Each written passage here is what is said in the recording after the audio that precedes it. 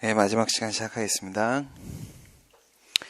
피고적격보다 먼저 좀 앞서서 협의 소익부터 같이 보도록 하겠습니다. 12조 1문에서 원고적격을 봤는데 우리 판례는 12조 2문을 원고적격 문제로 보죠. 그런데 학설은, 통설은 12조 2문을 협의 소익의 문제로 보고 있습니다. 우선 기본적으로 원고적격이 인정되면 중학교, 고등학교, 대학교 말이 안 되지만 고등학교 나왔으면 대학교는 누구나 갈 수 있는 겁니다. 소의 이익으로 치면 그렇습니다. 원고적격이 인정됐다는 말은 무슨 말이에요? 권리 침해가 인정됐다는 말이잖아요. 그렇죠? 쉽게 말하면 이제 권리 침해가 인정됐다는 말인데, 그런데 그 권리를 침해한 게 바로 뭐냐? 처분이죠. 그러면 취소를 통해서 그 처분을 제거하게 되면은 이 권리 침해가 해소가 될 것이고, 그게 바로 권리 구제로 연결이 되는 것이죠. 이 소송이 나의 권리를 구제해 줄 수 있다면 그럼 그 소송은 협의의 소익을 갖추고 있는 거다라고 했잖아요. 그렇기 때문에 원고적격이 인정되면 원칙적으로는 이제 협의의 소익이 인정이 됩니다. 처분 제거하면 권리 구제되는 게 맞습니다. 그런데 이제 문제되는 경우가 있는 거죠. 문제되는 경우가 바로 뭐냐면 이문 상황입니다. 이문에서 뭐라고 했냐? 처분 등의 효과가 기간의 경우가 처분 등의 집행, 그 밖의 사유로 소멸된 뒤에도 그 처분 등의 취소로 인하여 회복되는 법률상 이익이 있는 자의 경우에는 또한 같다. 여기서 넘자자를 썼습니다. 넘자자를, 그쵸? 사람이라고 했어요. 사람. 그러니까 사실 입법자도 이문을 쓰면서 원고적격의 의미로 썼다라고 인식될 만한 부분이지요. 그렇죠. 그래서 이문도 원고적격의 문제가 아니겠는가, 이렇게 견해 대립이 있기는 있습니다. 그런데 이제 통설은 이것을 협의의 소익에 대한 문제로 보고 있고요. 여기 써 있는 내용을 한번 볼게요. 기간의 경과. 기간의 경과는 3개월 영업정지가 나왔다. 3월에 영업정지가 나왔습니다. 그런데 그 소송 도중에 3월이 지난 겁니다. 3월이 지난 거예요. 처분 나오고 바로 소송 제기해서 소송 도중에 3개월이 지났을 수도 있고, 처분 나오고 1개월 지나고 소송을 제기한 다음에 소송 도중에 2개월이 지났을 수도 있겠고, 어쨌든 그 정해진 기간이 지났습니다. 정해진 기간이 지났으면은 영업정지라는 것은 뭘 말하는 거예요? 영업정지라는 그 기간 동안에 영업을 해서는 안 되는 부작위 의무를 부과하는 거죠. 부작위 의무를. 그럼 그 기간이 끝나면 어떻게 돼? 부작위 의무는 소멸되는 겁니다. 난 더 이상 부작위의 의무를 부과받고 있지 않죠. 그래서 효과가 소멸됐다. 이렇게 얘기를 하고 있는 겁니다. 그럼 이렇게 정지기간이 경과가 돼가지고 그 효과가 소멸이 되면은, 제가 말씀을 이렇게 드렸죠. 태어나면은 일을 하는 거라고, 처분이 태어나면 실체법을 까는 일을 한다라고 했어요. 거기서 껍질을 까서 법적 효과를 발생시키는 일을 한다고 했는데, 그 효과가 소멸됐다는 것은 더 이상 일을 안 하고 있다는 것이죠. 이 처분이 더 이상 일을 안 하고 있다는 것은 그 처분이 사망했다는 뜻입니다. 죽었다는 뜻이에요. 다시 말해 효과의 소멸은 효력의 소멸을 포함합니다. 효과의 소멸은 효력의 소멸을 포함합니다. 정지기간이 경과되면 처분의 효력은 소멸이 된 거거든요. 그럼 이렇게 됐으면 상황을 한번 생각을 해보세요. 효력이 소멸됐습니다. 효력이 소멸됐어요. 첫 번째, 처분 효력의 소멸을 우리가 판단할 수 있겠죠. 처분 효력의 소멸. 그 다음 두 번째, 부작위 의무를 부과받아가지고 내가 영업을 못하게 됨에 따라서 나의 이익이 침해되고 있었죠. 이익 침해 해소입니다. 이익 침해 해소라는 부분도 또한 판단이 될 수가 있겠죠. 두 가지 잡아봤습니다. 처분 효력의 소멸, 이익 침해 해소.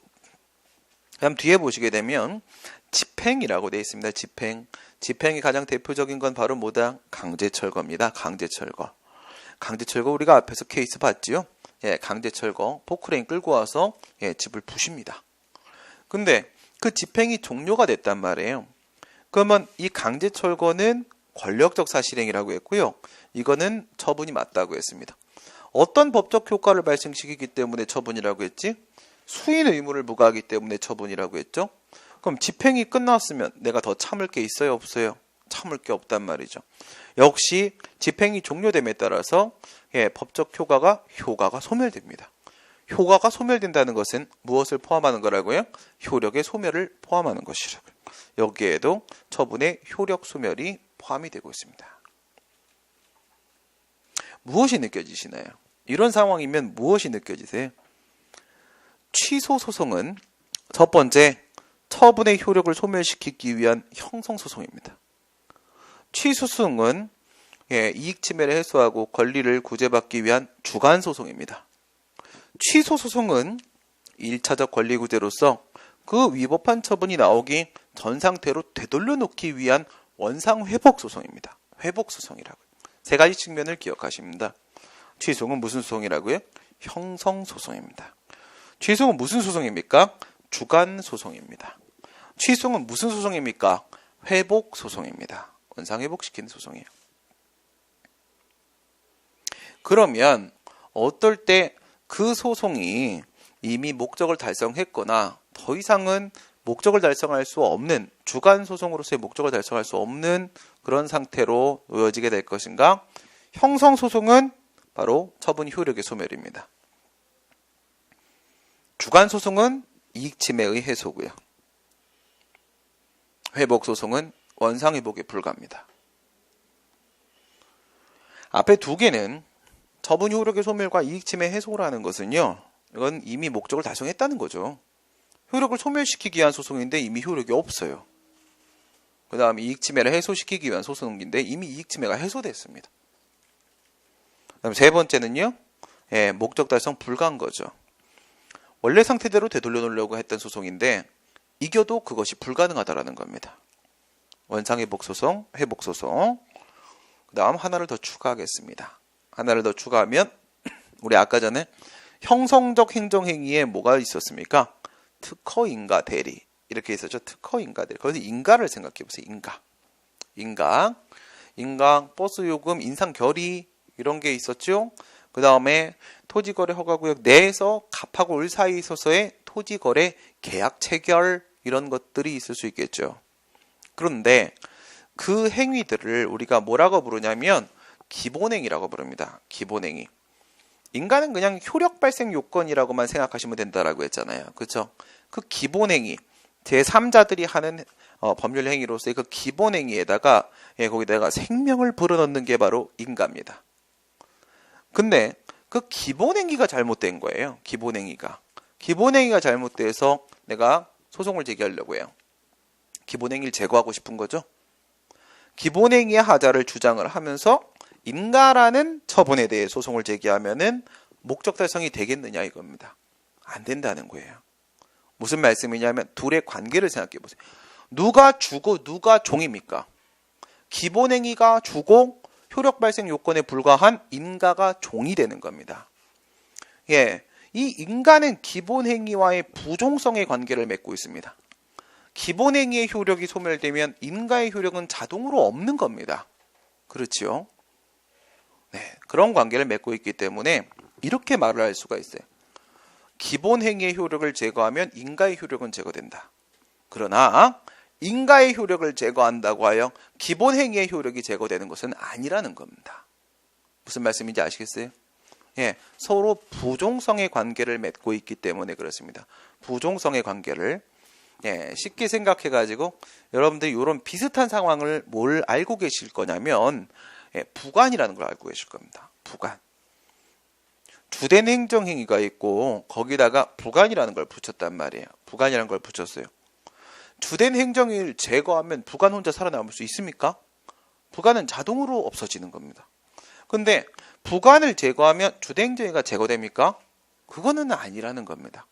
주된 행정행위와 부관은 무슨 관계를 맺고 있어? 부종성의 관계를 맺고 있다는 겁니다. 부종성의 관계. 무엇의 효력이 무엇의 효력에 의존하고 있다고? 부관의 효력이 주된 행정의 효력에 의존하고 있다고. 이것도 마찬가지라고. 기본행위와 인가에서 인가 처분의 효력은 기본행위의 효력에 의존하고 있다는 겁니다. 기본행위의 하자를 주장하면서 그것을 제거하고자 하는데 소송의 대상을 만약 인가 처분을 대상으로 소송을 제기한다면 목적을 달성할 수 있습니까? 목적을 달성할 수 없습니다. 인가? 제거한다고 하더라도 기본행위 그대로 살아남아 돌아다닙니다. 그렇죠? 쓸데없는 소송이라는 거죠. 목적 달성 불가합니다.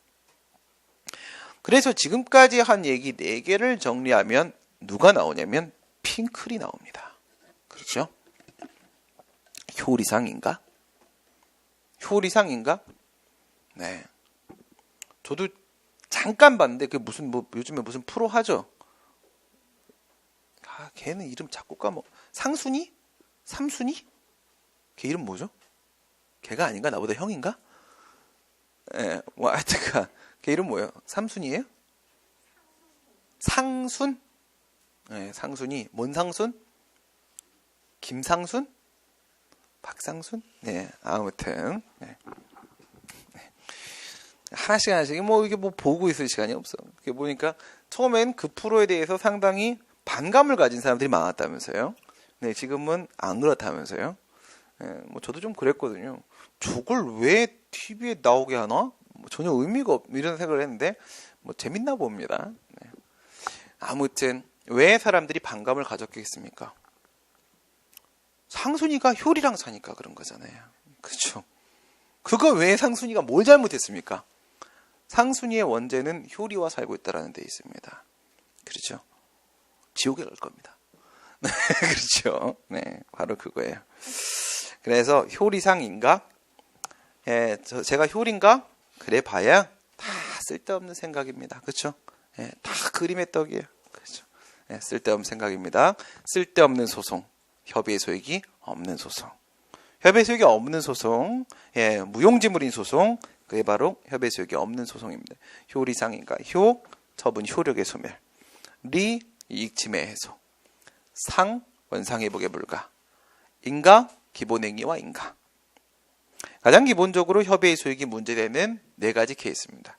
그리고 이제 여기 간간히 플러스되는 알파들이 조금 있습니다. 조금. 그건 이제 따로 외워야 되는 거예요, 항상. 항상 뼈대를 세우시고 살은 따로 붙이시면 되는 겁니다.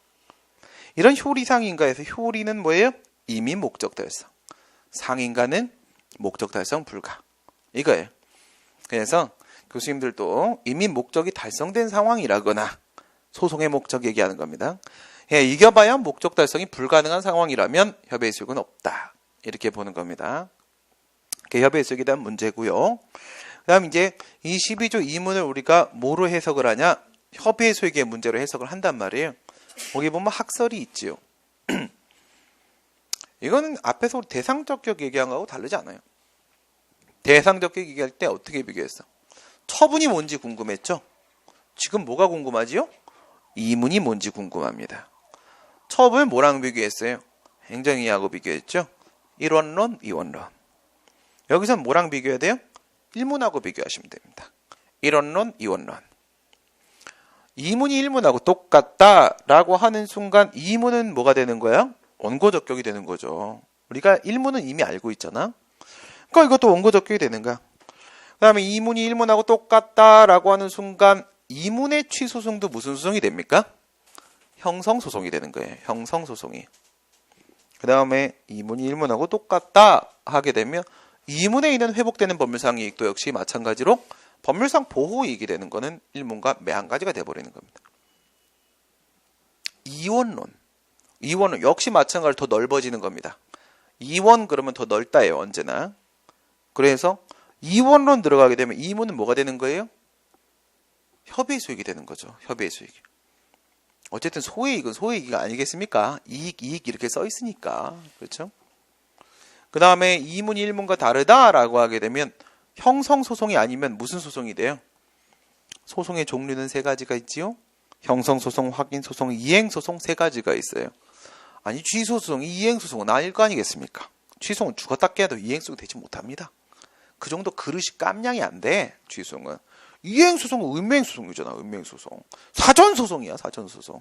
얘는 그 정도 깜냥이 안 됩니다. 그러면 얘는 뭐가 되는 거야? 얘는 확인소송이 되는 거예요. 확인소송이. 무슨 말인지 아시겠습니까? 예. 그래서 마지막으로 2문이 1문과 다르다라고 하는 순간 법률상 이익은 더 이상의 법률상 보호이익이 아닙니다. 확인소송이라고 했잖아요. 확인소송이 돼버렸다면 단순히 위법성만 확인하고 끝나는 소송, 확인 소송이 되는 겁니다. 확인 소송이 그게 바로 이 문의 의미가 되는 거예요. 판례는 이론론의 입장, 학설은 이원론의 입장을 취하고 있다. 그러면 여기서 여러분들이 당장 우선 기억해야 될 것은 바로 뭐냐면 이 예 하나로 끝내도록 하겠습니다. 효리상 인가의 상황이 발생했음에도 불구하고 12조 2문에서 얘기하는 상황은 과연 어떤 경우가 있을까? 이거를 기억하시면 되는 겁니다. 2문처럼 효력이 소멸했는데 효과가 소멸하면 효력이 소멸한 거라겠죠? 효력이 소멸했음에도 불구하고 여전히 회복되는 법률상이 남아있는 경우가 뭐가 있느냐 하게 되면은 우리 다 한번 잘라보겠습니다. 싹 자르세요. 뭘 자르냐면 제가 항상 여기 설명할 때 이거 세 명을 비교해봐 이렇게 항상 설명을 하거든요. 설명하는데 저쪽에서 주관식 시험에서 그게 똑같이 나와가지고 예. 학생들이 저런 무당 같은 새끼 막 저한테 그러거든요. 예. 이렇게 하면 전 크리스찬입니다. 기도를 한 것이지 무당이 아닙니다. 예. 뭐냐면 지방의원을 한 명 갖다 놓으시고 공무원을 한 명 갖다 놓으시고 근로자를 한 명 갖다 놓겠습니다. 네, 그냥 쓸게요. 한 개만 갈 거니까. 예, 지방의원이 있죠. 지방의원. 우리 패스원 바로 옆에 뭐 있어? 패스원 바로 옆에 구청이잖아. 구청. 아, 죄송합니다. 대성학원이 있군요. 네, 대성학원 옆에 뭐 있어요? 아, 대성학원 아직도 돼요? 아직도 그 재수생들 많이 와? 가다 보니까 뭐 건물이 내일 아침쯤이 없을 것 같던데. 대성하고 이렇게 발 걸면 넘어질 것 같던데. 네. 저희 때 있던 그 대성학원이 아직도 그게 그건 거예요? 근데 저보다 나이 많아 보이더라고요. 네, 그러니까 그렇겠지요. 네. 많이 늙었어. 예. 그렇죠. 정말 인생은 참 덧없습니다. 그죠? 그럼 이제 그 옆에 구청 있죠, 구청. 그 옆에 뭐 있어요? 의회 있죠, 의회. 구의회. 그죠? 지방의회. 동작구 의원. 예, 동작구 의원한테 뭐가 나왔냐면, 제명 의견이 나와서 잘린 거지. 의원 지위 박탈. 그 다음, 공무원입니다. 공무원한테 뭐가 나왔어요? 면직 처분이 나왔습니다. 면직 처분, 뭐, 파면, 해임 또는 직권 면직 이렇게 징계 면직으로 파면이나 해임 또는 무능력해서 잘리는 직권 면직 이런 게 나왔어요. 파면으로 가봅시다. 파면 처분이 나왔고요. 그 다음에 이거는 이제 사기업 근로자라거나 아니면 이제 공단공사 직원들 얘기하는 겁니다. 공단공사 직원 얘네들은 뭐야? 얘네들은 공무원이 아니잖아요. 그죠? 얘네들은 그냥 근로자입니다. 국공립학교는요. 지금 저쪽에서 지금 이제 필드 나가서 일하고 있는 학생 제자죠. 나이 차이가 별로 안 나는 제자야. 3살 차이 나나? 또 어디 또 날려가고 또 부산 쪽 일을 맡았나 봐. 또 부산대학교 뭐 또 사건이 있나 봐. 부산대학교의 법적 성질이 뭐예요? 막 내려가니까 또 그런 걸 보여. 부산대학교는 부산시의 직영영조물로서 공공시설에 불과하고 고마워요. 분명히 내가 다 가르쳐서 내보냈는데 나가면 아무 기억이 안 나. 네, 그렇죠? 나가면 아무 기억이 안 나. 다 그렇죠 뭐. 그래서 뭐야? 근로자 해고 처분. 뭐 다 면직이에요, 면직. 면직 처분이 이렇게 나왔다는 거예요. 면직 처분이 이렇게 나왔습니다. 그 얘네가 이제 소송을 제기했어요. 소송을 제기하고 소송을 제기했어. 나중에 이제 좀 더 들어갈 거예요. 정규 강의 들어가면 얘는 다이렉트 소송이 되고요. 얘는 뭐 하나 거쳐와야 되고요.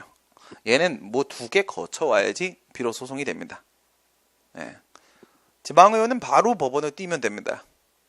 그 다음에 공무원 같은 경우에는 소청심사라는 거 한번 거쳐와야 되고, 그 다음에 근로자 같은 경우에는 지방노동위원회라는 데에다가 구제 신청해가지고 초심 한번 거치고, 그 다음에 중앙노동위원회라는 데다가 재심 신청해갖고 재심 한번 거치고 그래야만 비로소 소송을 제기할 수 있어요.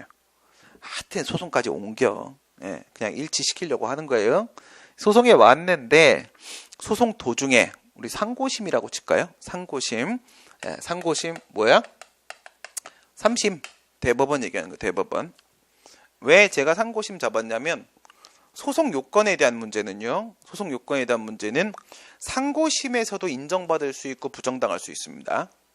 상고심에서도 소송 요건에 대한 주장과 이런 건 다 가능합니다. 변론주의가 적용되지 않기 때문에 그래요. 이 소송 요건은 법원이 다 알아서 판단하는 겁니다. 완전한 직권주의 세상이에요. 완전한 직권주의 세상은 사실심과 법률심을 불문하고 와리가리거리입니다. 와리가리거려요. 그래서 협의의 소익은 상고심에서 깨져도 각하됩니다. 그래서 상고심 하나 걸어놓은 거예요. 우선 그렇게 알고 계세요. 소송 요건은 1, 2, 3심을 불문한다. 1, 2, 3심을 불문한다. 했는데 얘가 이제 여기서 뭐가 됐냐면 임기가 만료가 됐어. 그 다음에 얘는요. 상고심 도중에 정년에 도달한 거야. 그 다음에 근로자는 상고심 도중에 근로계약이 종료가 됐어요. 계약이 종료가 됐다는 겁니다. 이랬을 때 과연 소외이익이 있는가? 협의의 소익 말하는 거죠. 협의의 소익이 있을까요? 없을까요? 이걸 비교하시면 간단합니다. 우선 첫 번째, 효리상 인가 중에 어디에 해당합니까? 효리상 인가 중에서 상이죠. 얘네들이 제명 의결의 파면 처분에 해고 처분에 대해 소송을 제기했다라는 것은 말이에요. 자신의 지방의원으로서의 지위를 회복하고 공무원으로서의 지위를 회복하고 근로자로서의 지위를 회복하게 해달라는 겁니다. 얘의 목적은. 근데 임기가 만료되고 정년에 도달하고 계약 관계가 끝났다면은 얘네들의 지위는 절대로 돌아갈 수 없습니다. 뭐죠? 목적 달성 불가. 원상회복에 불과합니다. 원상회복에 불가. 그럼 원칙적으로 각하예요. 이 소송은 더 이상 쓸모없는 소송입니다. 본인한테. 원칙적으로 각하인데 과연 소외이익이 12조 2문에 있는 것처럼 여전히 회복되는 법률상 이익이 뭔가 있을까요? 제가 뭐라고 생각하라고 했어요? 세 글자. 비로소. 알겠습니까? 비로소입니다.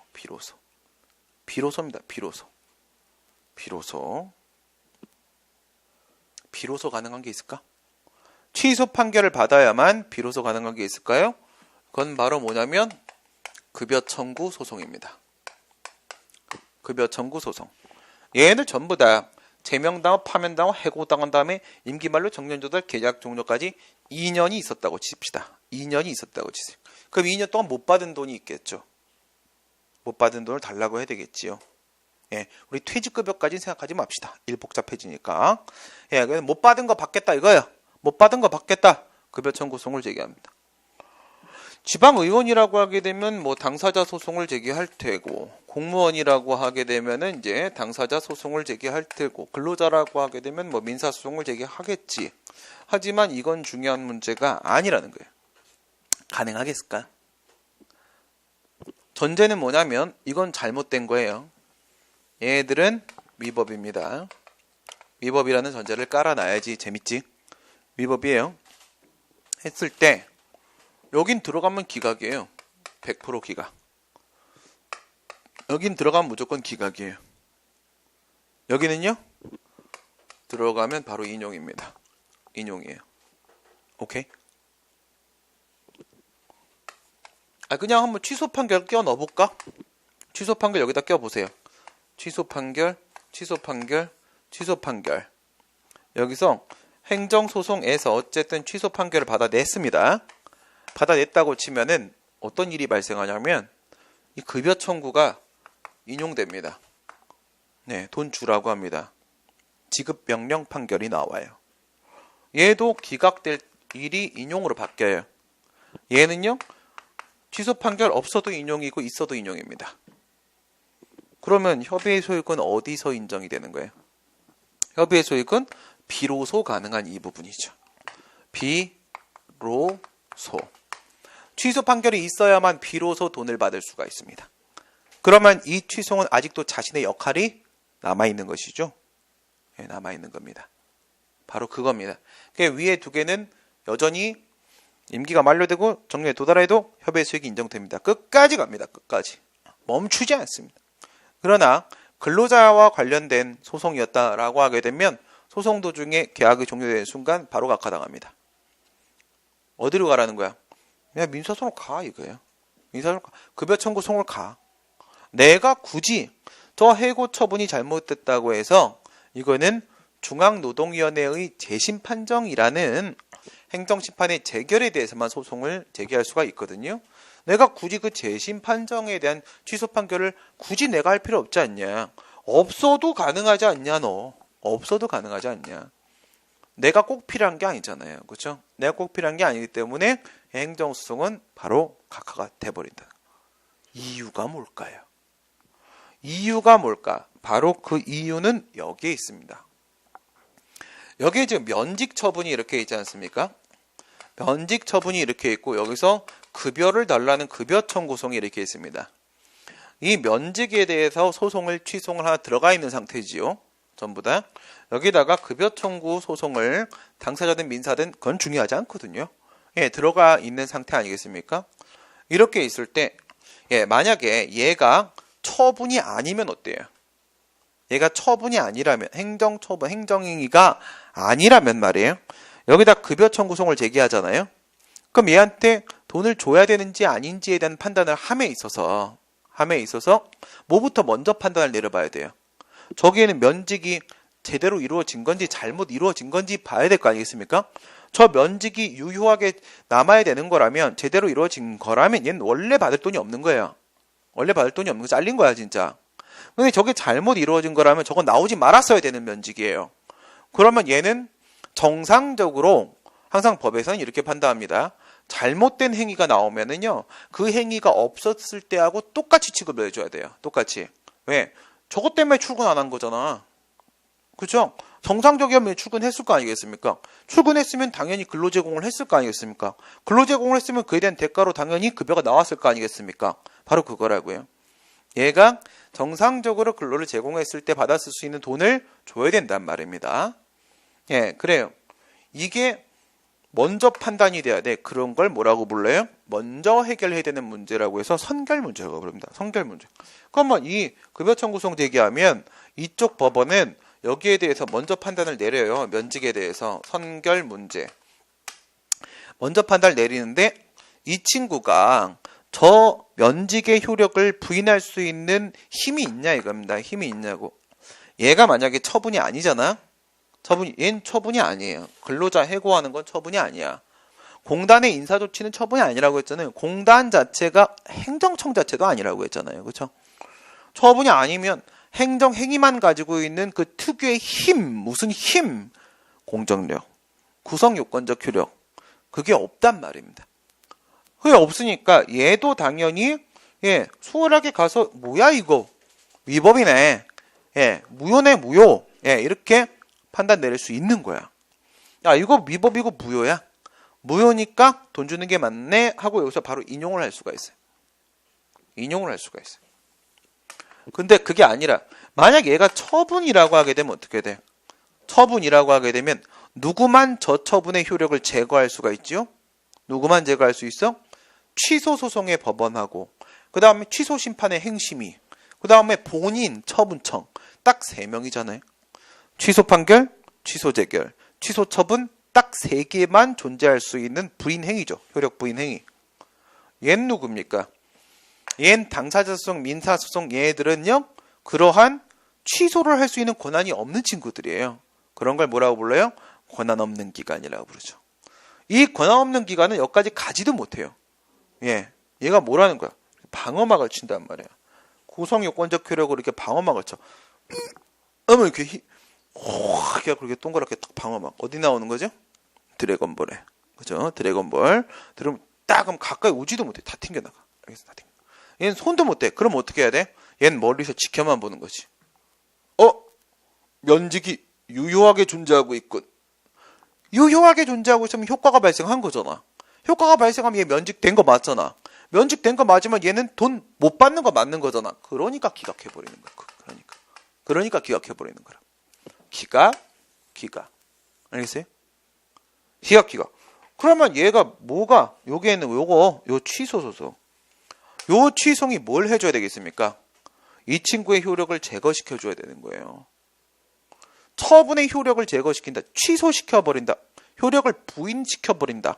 라는 말은 무슨 의미냐면 처분의 효력을 제거한다는 건 다른 의미가 아니에요. 공정력을 제거한다는 거예요. 공정력. 그 처분 딱 가슴에 보면 공정력이 딱 들어가 있거든. 왜? 건전지. 우리 마징가 제트 건전지 딱 뽑으면 멈추잖아. 그렇게 하는 거야.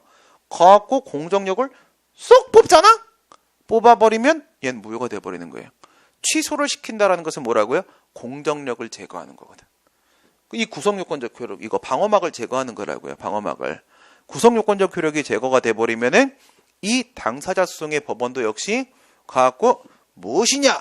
넌 무효로구나! 해버릴 수가 있단 말이에요. 그러면 인용을 해줄 수가 있는 거예요. 누가 필요해 지금? 취송이 필요하다고요. 저 취송이 빨리 가갖고 공정력을 뽑아내야 돼. 저 처분의 효력을 제거해줘야 돼요. 효력을 제거해야만 얘는 돈을 받을 수가 있다. 위법하다며. 얘 지금 억울하게 못 받고 있는 2년 동안의 급여가 있는 거 아니겠습니까? 그거를 받으려면 뭐가 역할을 해줘야 된다고? 취송이 역할을 해줘야 된다고. 취송이. 알겠죠? 그러면 협의의 수익이 있는 거죠. 오케이? 네. 협의의 수익은 이럴 때 여전히 회복되는 이익이 있다라고 말을 하게 되는 것이다 이겁니다. 다시 앞으로 넘어가셔가지고 우리 이제 피고 한번 보겠습니다. 피고는 우리가 앞에서 말씀드린 대로 뭐하고 연결하고 같이 생각하라고 했어요? 뭐하고 연동시킨다? 대상과 피고를 연동시키라. 행정소송법 13조를 보세요. 13조에 보니까 이상한 말이 써 있어요. 이상한 말. 깜짝 놀라야 돼.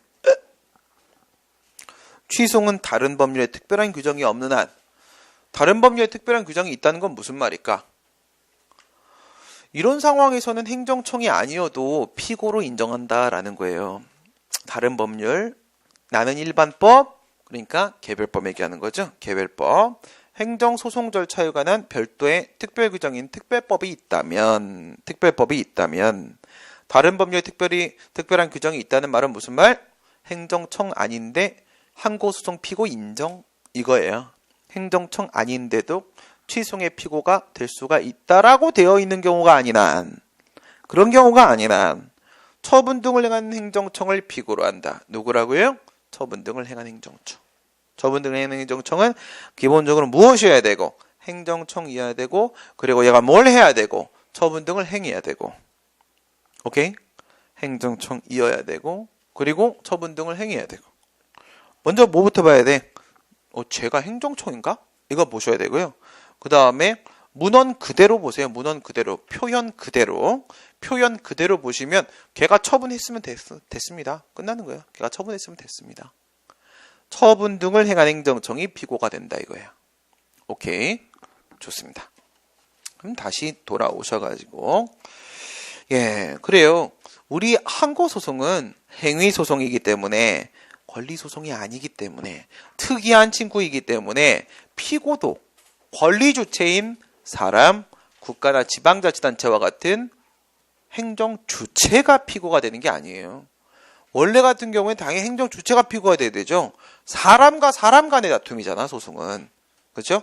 원래는 저쪽에 누가 서줘야 된다고 했어? 행정주체가 서줘야 되는 거라. 그런데 우리 소송은 뭔 소송이기 때문에? 행위소송이기 때문에 상대방도 누가 되는 거야? 행위주체가 되는 거라고요. 누가 나한테 이거 처분했어요? 행정청이 했잖아, 행정청이. 그치? 그래서 피고가 행정청이 돼야 된다라는 결론이 나오는 겁니다. 행정청이 되어야 된다. 그런데 이 행정청, 우리가 행정청 뭔지 앞에서 배웠지요. 앞에서 배운 걸 우리가 뭐라 부르냐면 강학상 행정청이라고 불러요. 강학상 행정청. 네, 여기서 사람 죽이면 안 돼요. 돌아가시려고들 막 하는데, 돌아가지 마세요. 원래 있던 곳으로. 알겠어요? 네. 살아서 합격해야지. 네, 다 끝났어. 걱정하지 마. 금방 끝나. 네, 얼마 남지 않았어. 그죠? 네. 그런 말이 세상에 제일 싫죠. 그죠? 군대에서만 그러잖아. 다 끝나가. 일병인데 막, 막 다 끝나가. 막, 날짜 막 겁나 세고 있고 막, 우와. 저게 언제 끝나는 거야 도대체. 그죠? 예, 안 끝나. 죽을 때까지 끝나지 않아요. 예, 끝날 때 끝나는 거라고 했잖아. 그게 그냥 하는 말이 아니야. 끝날 때 끝나는다라는 말은요, 이게, 아직 너와 나의 싸움이 끝나지 않아서 내가 이길 수도 있어. 그런 말이 아니야. 고통은 끝나지 않는다라는 말이에요. 알겠어요? 고통은 끝나지 않습니다. 예.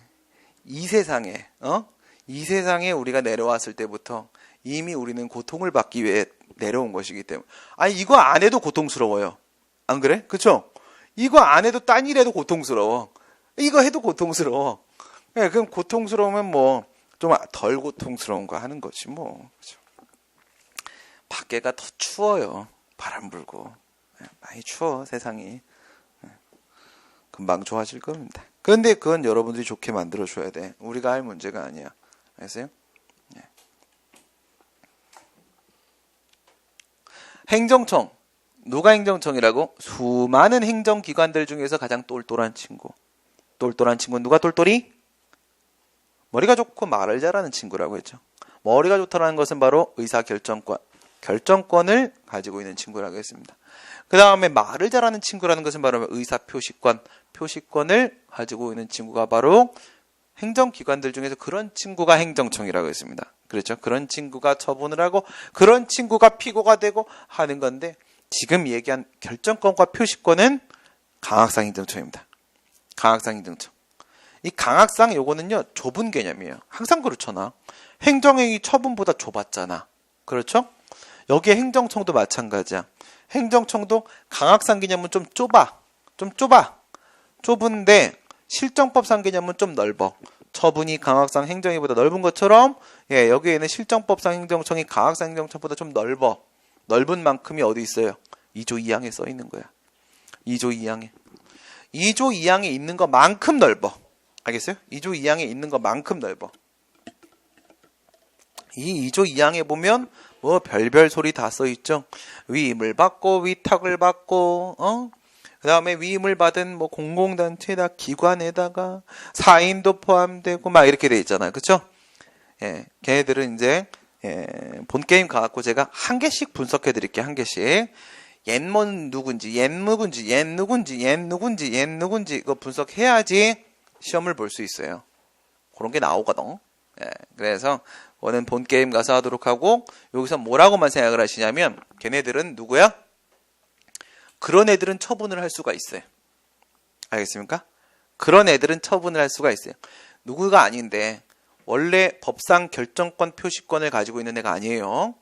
법에 의해서 결정권 표시권을 가지고 있는 애들이 아닌데 근데 이런 친구들은 이렇게 그 법에 의해서 부여된 권한이 걔네들한테까지 넘어온 거야. 알겠어요? 예, 뭘 전달받은 거야? 뭘 전달받으면 갑자기 힘이 세져요? 큐브, 트랜스포머, 큐브를 받으면 갑자기 처분을 할 수 있는 힘이 생기는 거거든. 알겠어요? 이 친구들은 위임이나 위탁한다라고 돼 있지. 위임이나 위탁을 통해서 그 큐브를 전달받은 거야. 그 큐브를 전달받은 거면 원래는 쫄인데 짱이 돼가지고 처분을 할 수 있는 권한을 갖게 되는데 그러면 얘네들도 행정청이야. 무슨 말이지? 처분할 수 있는 친구들은 행정청을 인정한다 이거야. 처분할 수 있는 친구들은 행정청을 인정한다.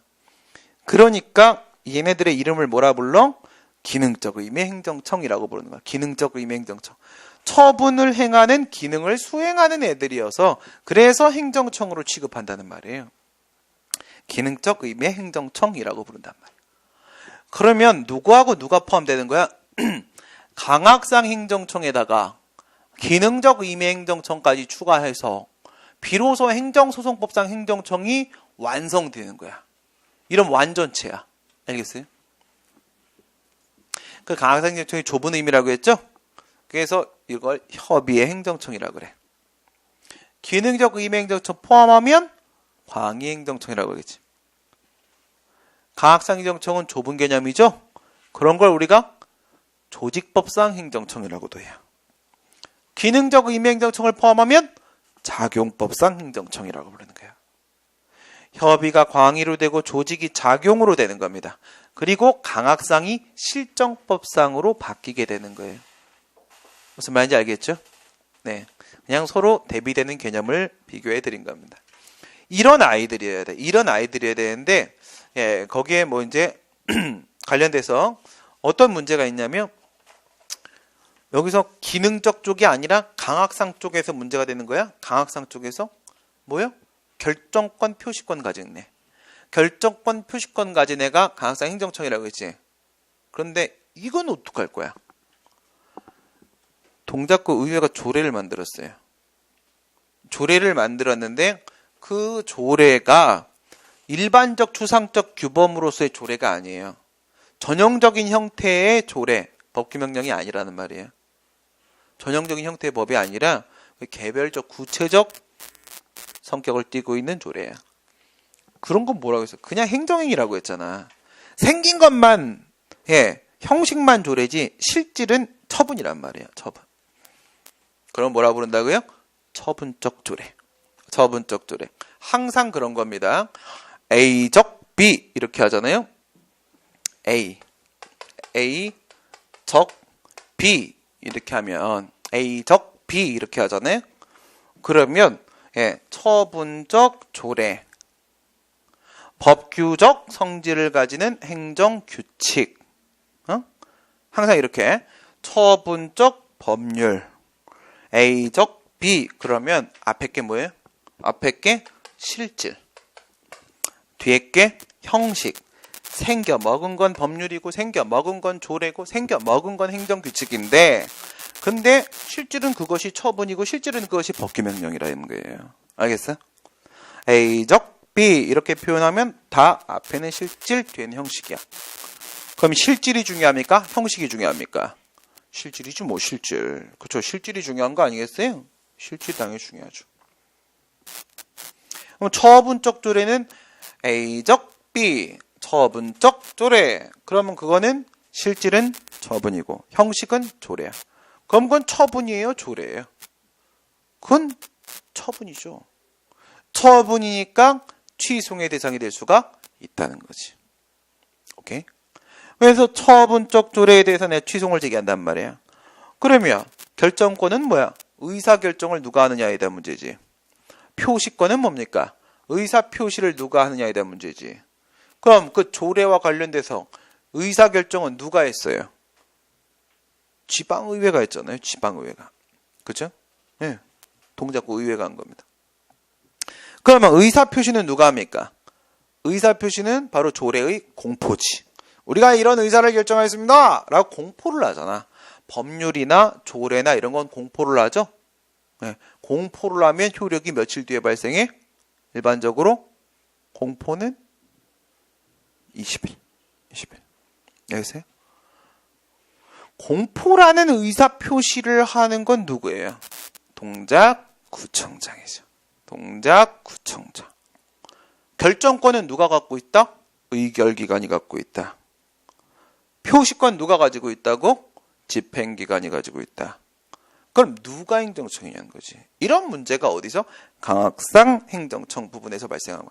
결정권과 표시권이 유독 처분적 조례에서만 여기에서만 불일치해버리고 있는 거예요. 불일치하면 뭐 항상 뭐 문제 되는 거 아니겠습니까? 그죠? 정상이 아닌 거잖아. 그럴 땐 누가 제일 똘똘이 스머프예요? 누가 대표가 돼줘야 되는 거예요? 관악구 의회예요? 관악구청이에요? 구청장이에요? 아, 관악구래. 동작구. 예. 동작 관악구로 합시다. 아, 관악동작이. 관동교장이라고 있잖아. 아, 있어요. 예비훈련 받는데. 예. 나도 한번 가봤거든. 30 후반때 한번 넘어가 봤어. 한 번 가보니까 총을 쏘래. 갑자기. 몇 년 만이나 뭐 총을 쏘래. 총을 어떻게 쏘을까요? 에라이 권총이다. 응? 권총인 줄 알고 이렇게 막 쐈어. 어떻게 됐을까? 그거 이렇게 둥그리 이게 뭐야?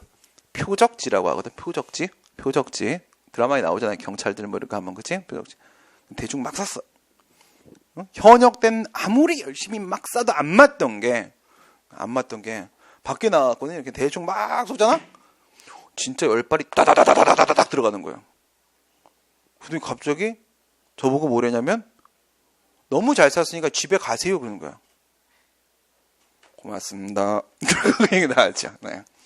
하여튼간 이게 다 그런 거야. 공부할 때 아프지 군대에서 허리 아프고 다 아파. 근데 어떻게 돼? 제대하고 나고 합격하고 나면 하나도 안 아파. 다 인생이 그런 거야. 그치? 네. 그러니까 빨리 끝내고 나오는 게 장땡이야. 누구라고?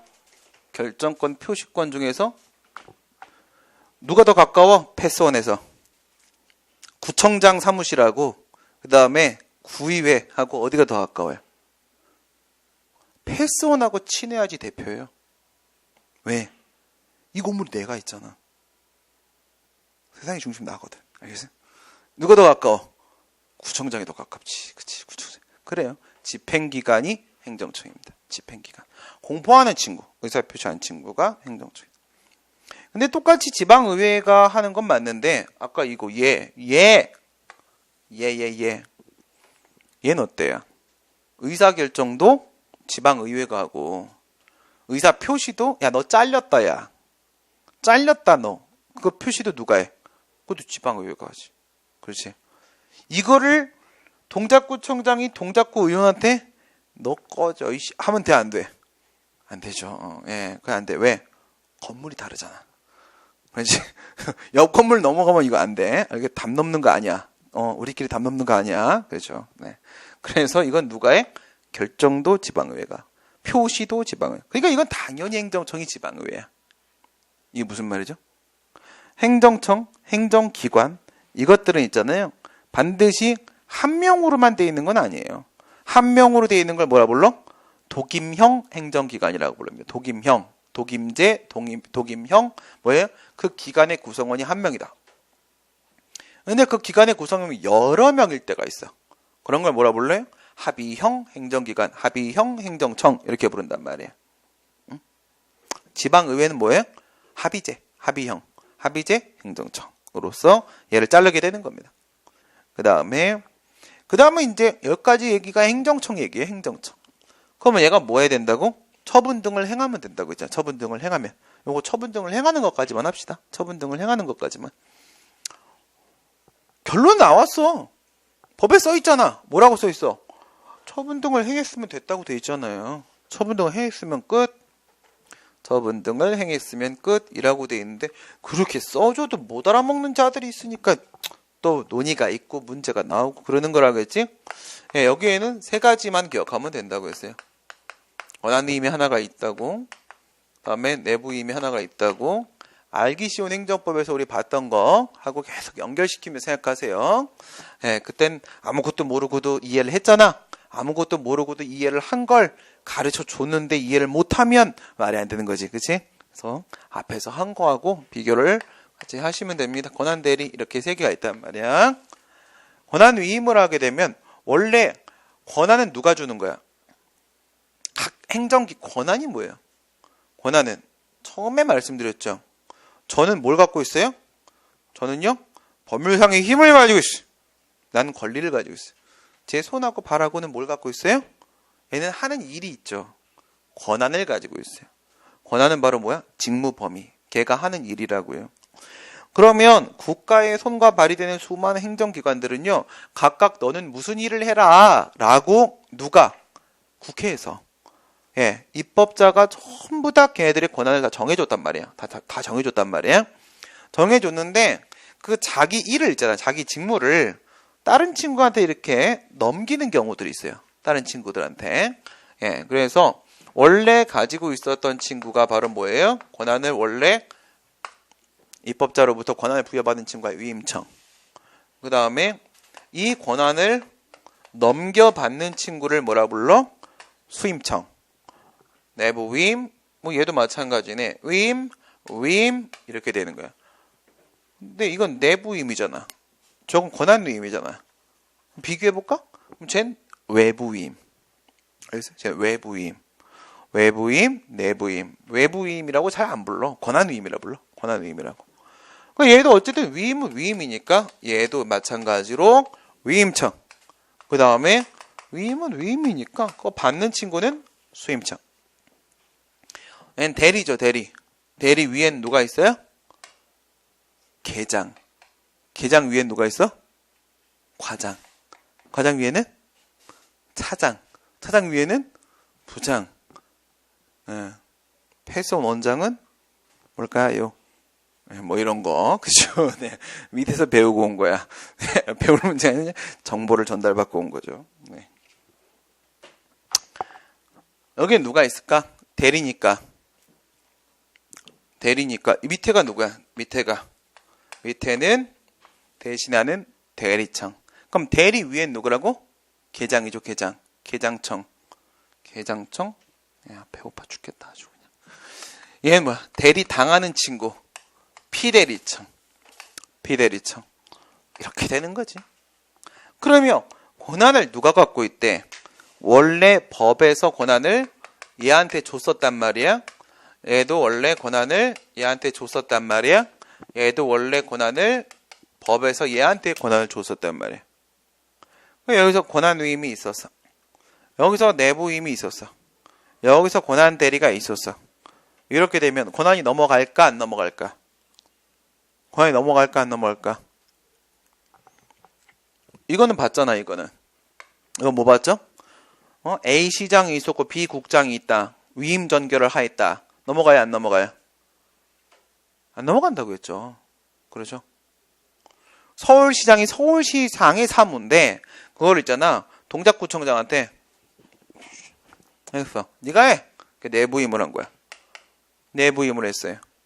내부임을 하면 동작구청장은 동작구의 짱으로서 움직이고 있는 거야? 아니면 박원순의 똘마니로 돌아다니고 있는 거야? 똘마니. 알겠어요? 왜? 서울시 일을 하고 있는 거니까 동작구청장이 뭐야? 서울시의 행정기관으로, 서울시 기관으로 움직이는 거야. 위임받은 사무를 수행할 때 말이에요. 무슨 말인지 아시겠습니까? 네, 그런 겁니다. 그래요. 그러니까 이건 권한이 넘어가고요. 이건 권한이 안 넘어가요. 얘는 권한 상실. 얘는 권한이 얘한테로 넘어왔어. 이건 권한을 그냥 얘가 그냥 가져. 얘는요, 권한을 얘가 그냥 가져요. 안 넘어간다는 거예요. 정상적인 상황이 아니라 비정상적인 상황을 만들어야 되잖아. 그래서 얘가 뭐 하는 거예요? 얘가 자기 이름으로 처분한다 이거야. 얘가 자기 이름으로 처분한다 이거야. 얘가 자기 이름으로 처분한다고요.